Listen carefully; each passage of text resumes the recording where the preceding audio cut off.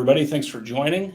This is Murphy Media. I'm your host, Michael, as usual. Today, we have the good fortune to be rejoined by Eddy. Eddy is a volunteer working in Ukraine, delivering primarily water, other humanitarian assistance, working closely with the civilian population and the military. And with that, Eddy, there's been a lot going on since we talked last. You had announced a partnership. We've seen some critical repairs to the vehicle. We've seen a humanitarian crisis. We've seen a humanitarian crisis in the Kherson region that I'm sure has more than kept you on your toes. So do you want to dive in and just kind of tell us what you've been up to? Yeah, so I mean, it's lots been happening since we last spoke. As you mentioned, the Kherson Dam, that happened. So I've been working with aqueducts, as you said, a good partnership there. So aqueducts is a charity, Ukrainian registered charity that delivers water to initially frontline areas. So we were delivering to a town called Siversk.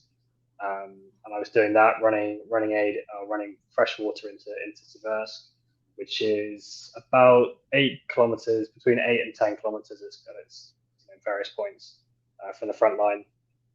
So we had a fair amount of outgoing, a little bit of incoming, and plenty of good work going on in there. And then when the dam was destroyed, we rather than going downstream of the dam, we ended up working, or we realized there was a need upstream where, downstream they have the issue of too much water. However, it's contaminated, you have flooding, you have all the issues associated with that. However, upstream in what we call the reservoir area, there has been a massive drop in the level of water. So the water table has dropped massively, which means as the summer gets hotter and as people require more water over the summer, that water level just keeps dropping, leaving I don't know how many people, but probably hundreds of thousands of people potentially without water. So aqueducts, we went down with 2 vehicles, or we went down with my vehicle, and then we picked up a lorry that was very kindly donated to us by an Estonian charity. And that lorry has 10,000 litres capacity. So compared to my paltry 500 litres in the back of the Hilux, 10,000 litres goes a very, very long way. And basically for the last week, we've been delivering fresh water to a small town and the surrounding area. It's about 25,000 people. We do between 10 and 25,000 litres a day. And our aim is to try and get, with the help of the infrastructure already there, 8 litres per person per day is the goal. So, we do up to sort of one litre per person. So the rest of the needs are covered by the existing infrastructure. But having done a drop off, we have several drop offs throughout the area, and people are already starting to feel the need for water. So it's great to be able to get in there with what is, compared to what we've been doing in the past, a huge quantity of water, and we can already see a difference. And having been there for a week already, which is great to see. That's amazing. And for folks that have access to clean drinking water every day, this is a conversation that I've had quite often. You turn on the tap, the water comes out, and you go on about your business. We're seeing the devastation more and more, have seen and are seeing more of the devastation that comes from these occupied areas and areas that the Russians are intentionally targeting infrastructure. Can you paint a picture for us here at home and abroad, the level of destruction and the desperation that people are feeling? As you said, upstream, we've seen the images of the reservoir where in areas it is completely dried out, and that liter of water goes a long way. Could you kind of fill people in on what getting that liter of water means to folks? Yeah, so when I'll talk about the 2 places that we've been working, because they're both very different needs. So Siversk is a frontline town. I think there's about 1,500 people left in there by the last count, and the water infrastructure is pretty much nothing. Um, they they have technical water, so water that's not fit for drinking delivered to them by the military, and then we would deliver the majority of the freshwater needs, and that is that's used for drinking obviously, but also a lot of the time for their animals, for gardening, um, and they make it go a long way. They make it go a very very long way. However, it's never enough. There's especially as the summer gets hotter, those needs are they're always very high and they're getting higher. We actually sort of closed down operations in Siversk. It was getting too dangerous. Sending in vehicles every single day, 5 days a week, was there was a non-zero chance of someone getting injured from the team. We are fairly certain. Well, the Russians were flying drones over the city.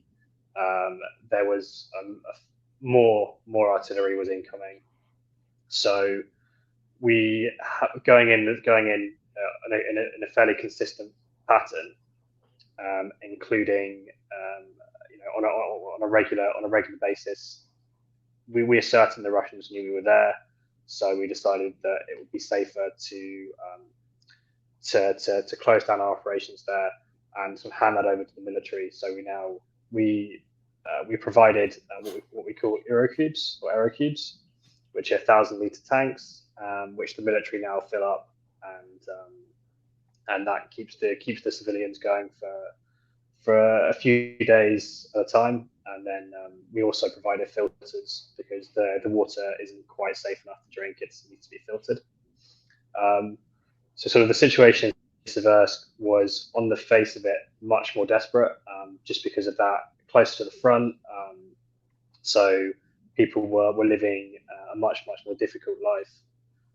Whereas the situation where we're working at the moment, we go in with our 10,000 liters. We're delivering to filling up wells most of the time, and it's basically keeping these wells in people's backyards topped up, and then that water is used for everything. So we don't deliver fresh drinking water to this area because they haven't got a source for fresh drinking water. So they filter it. They boil it in their homes if they want to drink it. But the water is also used for farming. A lot of these people will have small subsistence farms, so they'll grow their own vegetables. They'll have chickens, cows, goats. So the water is also used to look after their animals. At the moment, it almost feels a bit weird going in there because the need isn't essential right now. Luckily, it hasn't reached that stage, but it's still early days. We're only just over not even a month into the crisis caused by the dam destruction. However, if we can get on top of everything now, it just means that in the long run, things are much easier. We're not playing catch up. So getting into a good workflow, making sure that everyone is topped up, make sure everyone knows that, or make sure that we know who we're delivering to. And it's a very, very different picture to Siversk. We're not wearing body armor helmets. We're not getting shot at. So it feels very, very different, but it's still very, very good work. Delivering. We do drop-offs of between 1,000 and 6,000 liters at a time. So we're handing out huge quantities of water, serving many more people, and trying to ultimately keep these people living as normal a life as possible. And that's the ultimate goal, is just keep them going through the summer, make sure they are as comfortable and surviving as comfortably as possible. Well, it's wonderful work, and I've been following as much as possible everything that you're doing. You talked about your partnership with Aqueducts. How did that come about, and what were they working separately from you? Just fill us in. Yeah, so Aqueducts is, in my opinion, one of the best named charities in Ukraine. It's a great name, and So it's started by two guys, a British guy called Ben and an American Greg. And I'd met Ben over the winter. We'd done a bit of work together. He'd helped me get some supplies down to Bakhmut, and we stayed in touch. And then Ben was working in Kramatorsk. I like to refer to him as the mafia boss of Kramatorsk. He's sort of, or the volunteer mafia boss of Kramatorsk. He sort of knows all the volunteers in the area, and he's one of these guys who's fantastically well organized and knows everyone, knows what's going on. Incredibly nice guy as well. And so we stayed in touch. And then when I moved down to Kramatorsk, we just touched base, and he was saying that he needed some help with the charity, and I was more than willing to help out. And yeah, it started what's turned into a very very successful partnership. That's fantastic. We talked about this before in our first interview. Everybody in the Ukraine volunteer group knows somebody who knows Eddy, who knows Mark, who knows Brandon Mitchell. And so seeing that cohesion is, I'm sure, very important. The one thing that you've been posting about here lately is the vehicle situation. You stress the importance of having a truck, a lorry, if you will, heavier duty suspension, so on. And she's had a hard time standing up to the road. She's been a little beat up. Yep. She's absolutely battered. I think the issues started before I even bought it, and that's no fault of anyone's. The truck wasn't bought to survive as long as it has. I initially planned on doing sort of no more than sort of 4 or 5 months in Ukraine, and because I didn't want to buy something that would break the bank, I went for the slightly cheaper option. Still a Hilux, but it was a little bit battered or from the get go. And I've been absolutely just so impressed by how well it's survived. But it's the roads in Donbass are starting to have take its toll, and having a pretty full on winter, and then now being based in either in Donbass or basically anywhere, but being based away from the good roads means that the truck just gets hammered, absolutely hammered. I've just replaced the brakes, which was very very kindly covered by a donor. One of the suspension shock absorbers has just gone, which is I have the part on order, and it should be fitted next week. And then there was that big rust issue, which was the biggest issue I've had so far, which would have been a snap truck if we hadn't dealt with it. Right.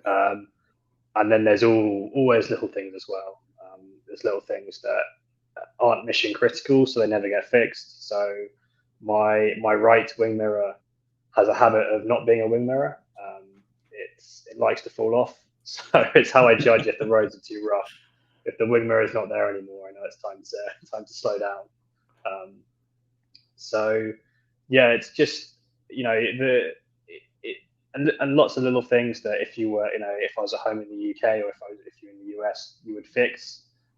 Don't get fixed because you either haven't got time or it's not deemed critical at the time, which then results in more problems down the road. And it's just the case, just how it is. Sometimes you haven't got time to take the truck in to get things fixed, or you haven't got the cash for it, or as I said, it's not essential. So, and I have a level at which the truck can operate, and it still works. So it's not going to pass the MOT, and I'm pretty sure it's going to be illegal if I ever take it back to the UK, which certainly isn't the plan.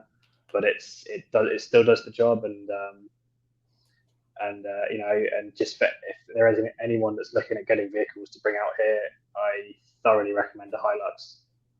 It's been endorsed by just about every single terrorist group in the Middle East, and there's a reason why. They just keep on going. Sure. And I'm very glad I went for the Hilux.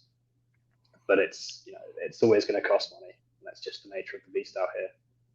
Well, we've heard quite a bit about the incredible generosity of the Ukrainian people, and I believe it was this morning. I had checked your Yes. Instagram, and you had talked about it being in the shop and some of the repairs being covered by the shop. Is Yeah, that yeah, correct? yeah. So they it was a garage that Greg, one of the aqueducts guys, recommended, and so I took, they ordered the parts, but they said they'd do the work for free, which was incredibly kind of them. And then when they were working on the brakes, which was the initial problem, they found the shock absorber problem, and they found some more problems with the brakes. So they ordered the parts, and then again did all the work for free. And actually, because the shock absorbers have to be heavy duty, um, they're not cheap, but they managed to negotiate a discount on my behalf. So I got the shocks for a very good price. And then yeah, we were sitting around. I took it to the garage this morning, and they were working on it. And midday came around, um, and Alexander, who's the mechanic, said, "Do you want some lunch?" So of course I agreed, and then I was offering to pay him back for lunch, and he was refusing and refusing. So eventually I just put 200 hryvnia in his pocket and said that, you know, it's the least I could do. You're working in my truck for free. I can at least get you guys lunch. So it's an incredible. It's something that you never really see in the UK or in the States, I guess. Just people who, when you're not driven by profit, when your motivator is, this person is helping my country, they are also the kindest people in the world.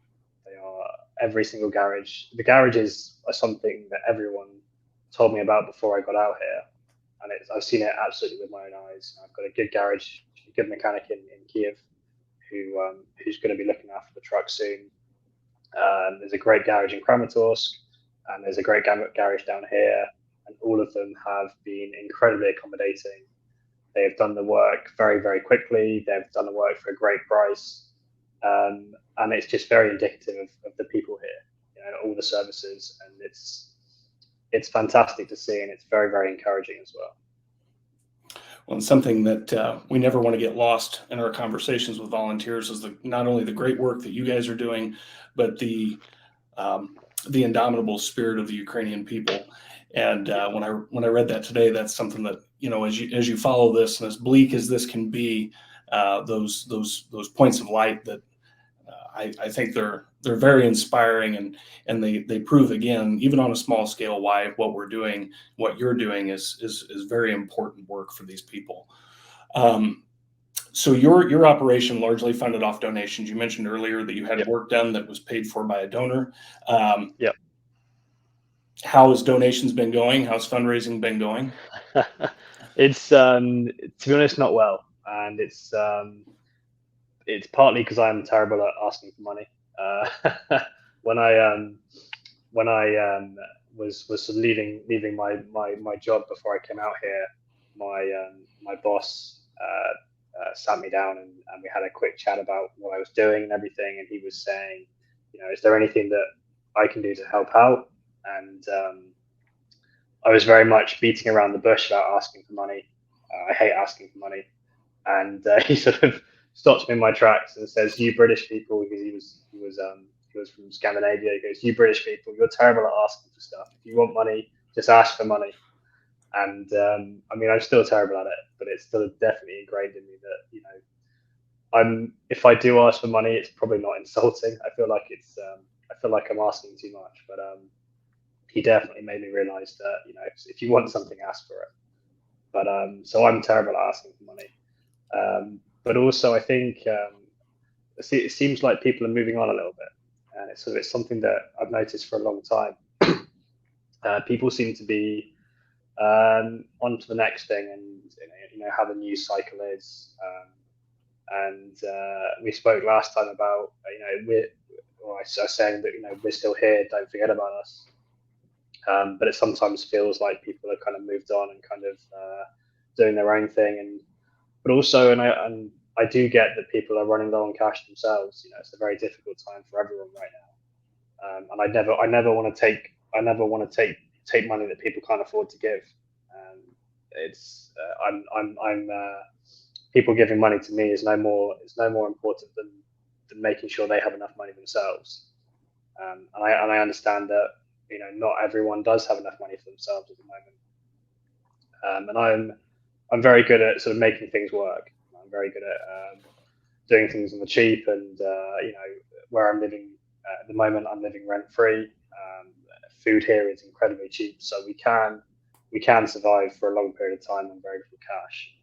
But if you do work, things costs add up. I rely on the truck to work. The truck gets battered, as we've been saying. So there is always cost. There's always cost of doing business out here. So basically, if anyone listening does want to donate, I need money. Well, and so, something that this was set up for, and one of the great things about having access virtually to the world is to bring people on, such as yourself, that are doing work that we take for granted, unless you're involved in your local government, or you see this stuff, on how it's made or whatever it may be. These are things that you don't think about. Turning on a switch to get your electricity for your overhead light, turning the knob on the faucet to get water.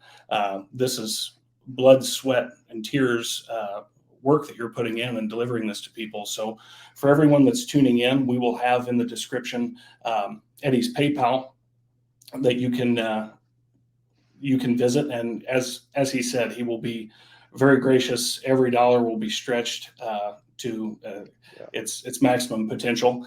And so take a look at the work he's doing. I'm also going to include his Instagram, where you can keep up with his journey, his adventures, and he's doing noble work. So this is a cause that we very much want to promote here. So I'd encourage everybody to take a look and donate if able. As I said, every dollar will be stretched to the greatest degree that it can. So. Is there anything we've missed? I know so much has happened. The dam has probably been, other than the counteroffensive starting and grinding on, the dam has been the big thing. You've been on the ground there. You've seen it. The one thing I did want to ask as a fellow Westerner, we seem to have trouble admitting or accepting the fact that the Russians created this catastrophe. Can you speak to that? You've been on the ground, you've seen it, you've seen the devastation that it's caused, and there's a lot of mixed messaging here at home and in other countries as well. Can you speak to that? And you and I both know who did it. We know who was involved. Yeah. And can you just put that message out there to folks? Yeah, I mean, I haven't actually been down to Kherson. I haven't been downstream. I haven't seen the flooding with my own eyes, but I know a lot of people that have been down there, and a lot of people who can tell a better story than me of what's going on down there. So that addressing a lot of the excuses, I guess, or the justification that it wasn't the Russians. We, as the Ukrainians gain absolutely nothing from this. From there was lots of talk about flooding or making river crossings easier upstream, which just isn't the case. It's not like you can drive over this mud that the reservoir is now turned into. It's just not. That's not how it works. And the fact that Russia's response to this crisis, this engineered crisis, and I don't want to speculate as to how it happened. There's talk of it being blown up. There's talk of it being because of a lack of maintenance. But whatever happened, it was because of the Russians, whether it through negligence or through their own fault. This is because of the Russians. And the fact that their response, actively shelling volunteers working in the flooded areas, and people, Rima, who you've had on the podcast, can attest to that personally, and then refusing to allow humanitarian organisations to the left bank to help the crisis there, due to not being able to ensure their safety. Every way that the Russians have responded to this shows that they're covering up guilt, and they are they're using it to their advantage, and it's also caused them trouble. Lots of Russian soldiers have been killed because of this, and from the point of view of the Russians, I don't think they care. This has caused an ecological disaster that we, as I said in my Instagram post, we're still working out how bad this is, and I don't think that we're going to see just how bad it is for a long time, because it's going to keep getting worse. It very much depends on how hot this summer is, and as we've seen, throughout the world, summers are getting hotter, and if we do have a record summer here, we are in big trouble. From the point of view of feeding, the Ukraine being the breadbasket of the world, from the point of view of feeding people in the West and people outside of Ukraine, massive crop failure due to lack of water, which will also be, crop failure on a small scale. As I said, a lot of the people that live around here are subsistence farmers, so their own gardens and their own food sources are going to be affected. Huge effects on the flora and fauna. Animals will die. We're already seeing contaminated fish and fish washing up in the ocean on the shore at the mouth of the river, which are contaminated and can't be eaten. So we gain absolutely nothing from this, and it will have knock-on effects for years to come. And that's just the way Russia rolls. They don't care. They don't care what they do. Their whole policy is scorched earth. They know they're on the back foot. They know they are in a position of weakness right now.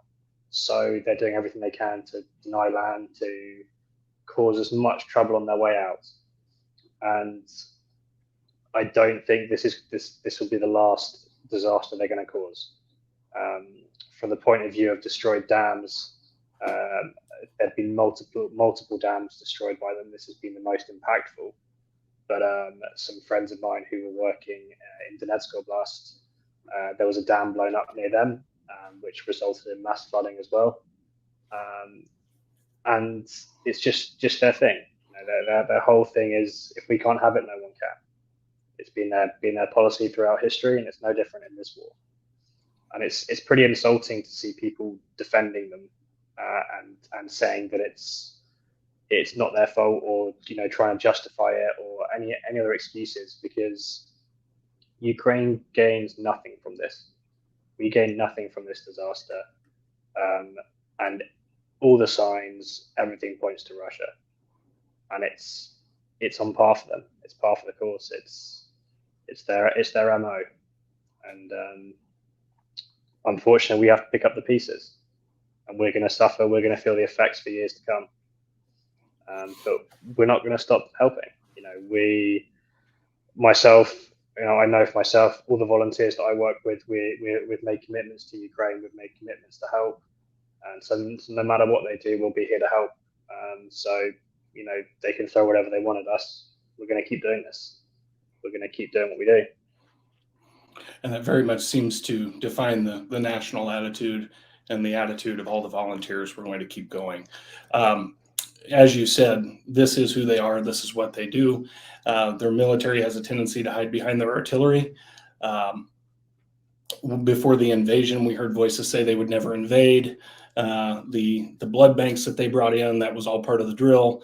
Then we heard they wouldn't attack the power grid. Then they wouldn't blow up the dam. Then they didn't blow up the dam. And now we're hearing that they have mined the Zaporizhia nuclear power plant, the largest power plant in Europe, including the cooling station.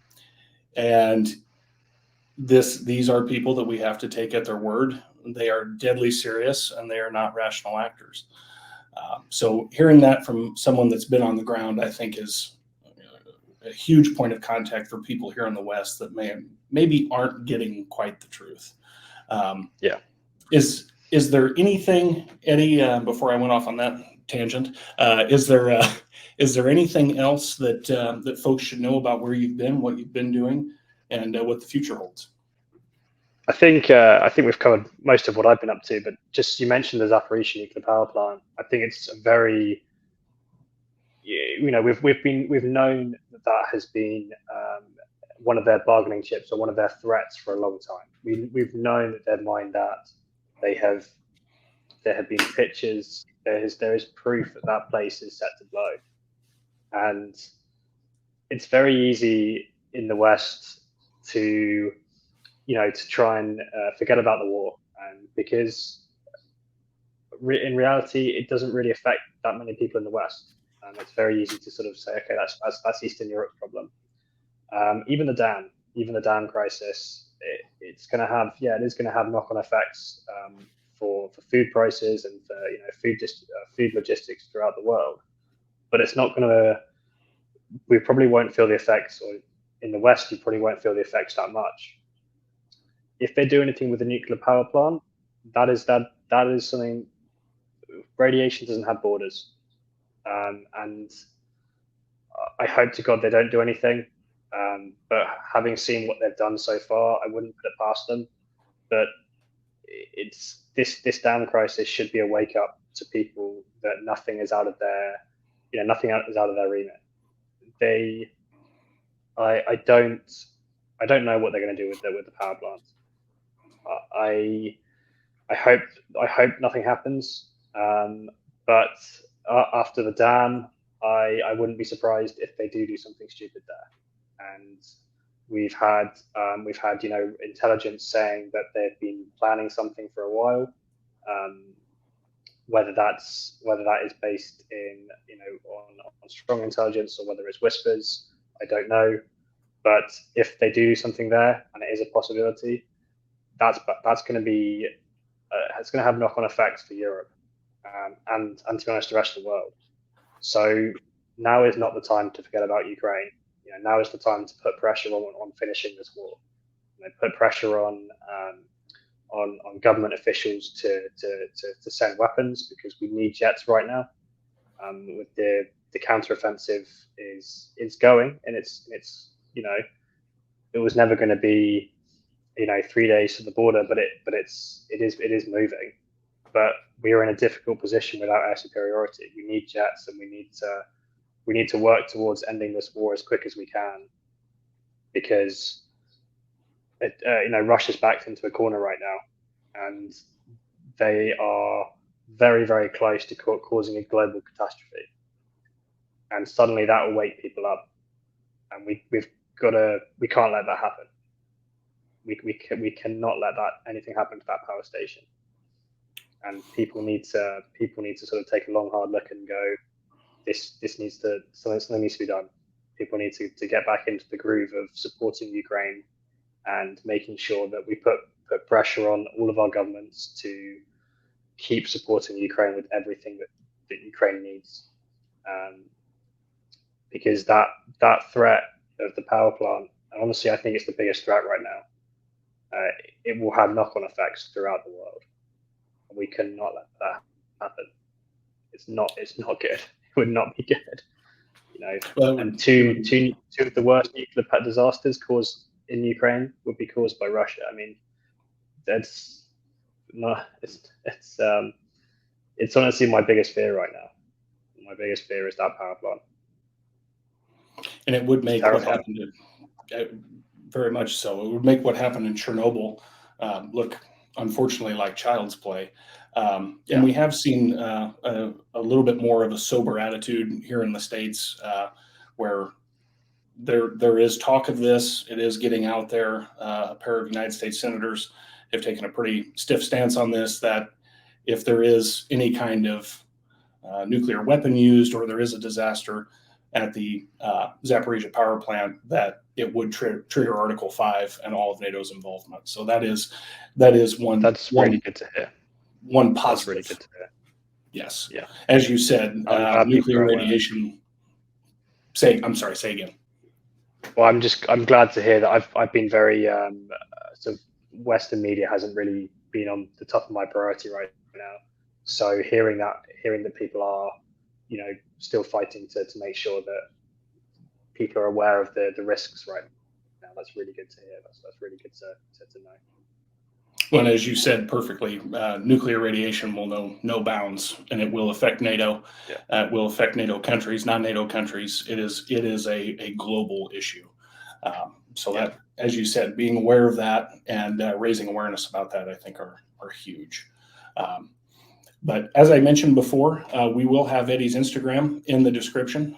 Please like and follow Eddy's page, and we will also have the page to donate to Eddy's cause, Eddy's mission, to keep that truck on the road, keep him moving, and purchase more equipment and all the essentials. So with that, Eddy, I appreciate you coming on and taking the time joining us, and we're proud of you and all the work that you're doing, and we're going to continue to be with you. Awesome. So good to chat to you again, Michael. Yeah, really, really good to sit down again and have a good chat. So thanks so much for making sure that, or being a platform for volunteers. It goes a really long way. And actually, I had a chat with Reese last night, Maurice, and he was very, very happy with the interview as well. So yeah, all of us who you've spoken to, we all very much appreciate it. Yeah, it's definitely an honor, and I appreciate you making that connection. Mark connected me with you. You connected me with Reese. So it's, as I said, everybody knows everybody. It seems like. So, yeah. It's it's a pleasure to have you guys on and note the work that you're doing. And as I said, we'll stay together on this. We'll keep moving the ball forward.